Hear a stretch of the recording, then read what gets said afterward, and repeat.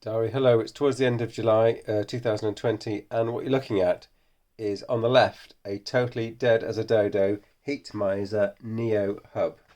I'm on the right a perfectly functioning Sonoff uh, mains switch.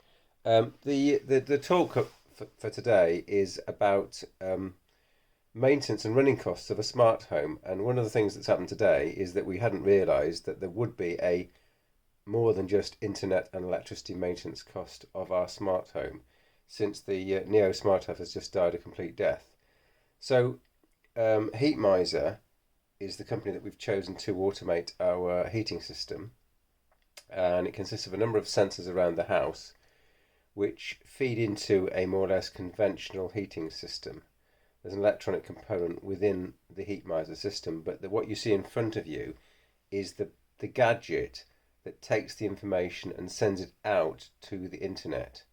So you install an application on your smartphone, and using that application, it talks through the internet back down to the Heatmiser Neo Hub. But it's all proprietary. So what this means to say that you've only got the choice to buy the Neo Hub, or now, ironically, they sent me an email about a month ago to say, wouldn't I like to buy the Neo Hub 2? Uh, there was no discount. They just told me, wouldn't you like to buy the Neo Hub 2? And the Neo Hub 2 is over £150. I see people selling it, in some cases for £180. So it's not a cheap device, and without that, you can only use the automation, not the automation. You can also only use your smart home within the home. This is your gateway to using it via your smart app on your phone wherever you are. So we basically have no choice. We're going to have to buy a new Heatmiser Neo Hub. We've contacted Heatmiser. They said, yeah, they said basic checking. Have you got it plugged in? Have you tried switching it off and on? And as engineers, we said, yeah, yes, we have done that. So yeah, it's just an indication to me that the state of the smart home industry. It's not plug and play. You've got many different vendors doing many different things.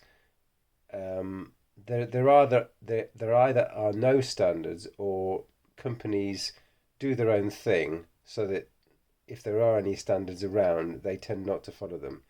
For example, this internet bridge, if you like, could use industry standard protocols like MQTT. It could interface with Demotic or other home automation infrastructure products, even Samsung SmartThings, for example, but it chooses not to.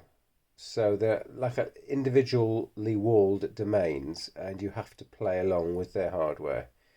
So you might make the excuse, oh well, this is an emerging industry, and standards will follow. But there are lots of silos, and that's one of the things that we've learned. And now we've additionally learned that we're going to have to buy, £150 replacement for this internet hub. So that's a little bit annoying.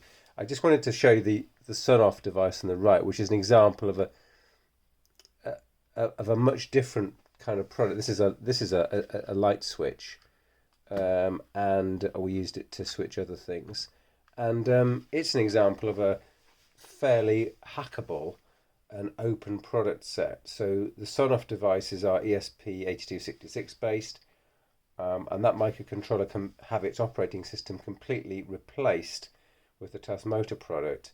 And these devices are now legendary in the industry. I'm so glad we chose them. And when we initially chose Sonoff, we chose them because of the feature set that was actually on the device before it was reflashed with the Tasmota product.